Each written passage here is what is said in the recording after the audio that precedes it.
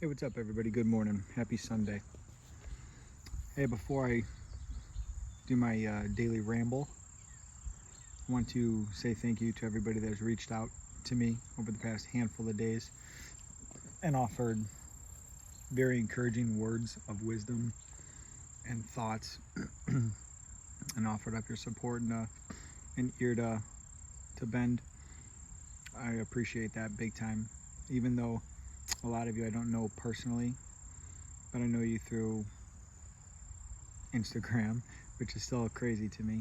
I appreciate you guys taking the time out of your day to check in on me and touch base with me, make sure I'm doing all right. But with everything that I've been getting advice-wise and wisdom-wise the past few days, I wanted to actually share two of them with you guys just because it's so powerful and impactful and hopefully in the long run beneficial to me. So I think it'll be beneficial to you guys as well, regardless of your situation. Hopefully it's not the same as mine.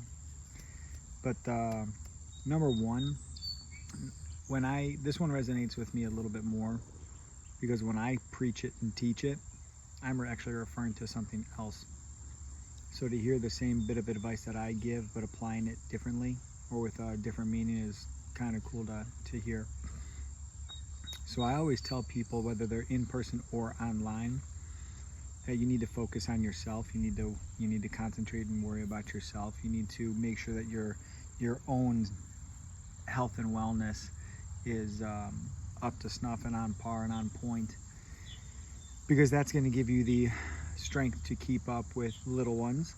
That's going to give you the strength to keep up physically as we get older and deal with other ailments and just whatever.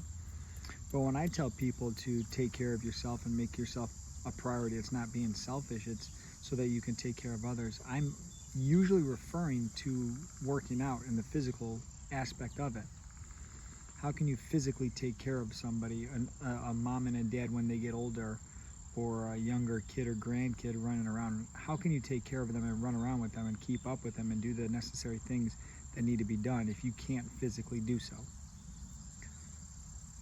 So when I talk about it, that's kind of what I'm referring to. I'm also talking about taking care of yourself nutritionally.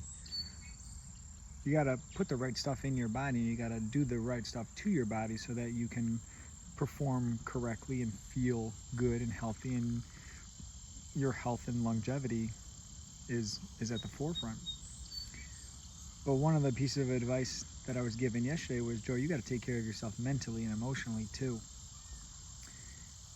And being a guy, it's like I said this before, it's you're supposed to be strong and tough and be able to have stuff figured out, or maybe not show emotion, or you're not supposed to. You're supposed to be tough, I think. But what she had told me was take care of yourself mentally and emotionally first. If that means separating yourself for a little bit, or taking some quiet time to yourself, or binge watching some TV shows, whatever that actually entails, take some time for yourself, your mental self, so that you can process that you're mentally strong and mentally tough, so that when things do go south on you, you're able to handle that better. Because that's something that I'm having a hard time with now, is the mental and emotional standpoint of all this, is being able to digest it and process it and not act out or respond from emotion. So to pass that along to you guys is, make sure you take care of, upstairs, make sure you take care of that, and then also what's in here, because that's very, very, very important. Second piece of advice is kind of what I've been doing, and I feel terrible about it because I'm kind of alienating the people that I do love and do care about me. But it's removing myself from my environment, the environment that I am associating this negative, bad situation with. And that's a tough one, because it almost does feel like I'm purposely and voluntarily isolating myself and putting myself alone with my thoughts. And that's a tough one. But I do recommend, if the situation you're in or the people you're around are causing you the problems or causing you the trouble or the angst or the difficulty, then remove yourself from that situation. Like, maybe not an exact perfect example, but an alcoholic, if your problem or your hard point or difficult point is drinking, then don't be around drinking. Don't go to bars. Remove yourself from that environment. And the goal is eventually, over time, you remove yourself from that environment enough, you remove your emotions associated with it enough to where you can be a little bit more stable, mentally strong. So those are the things that I'm going to be working on.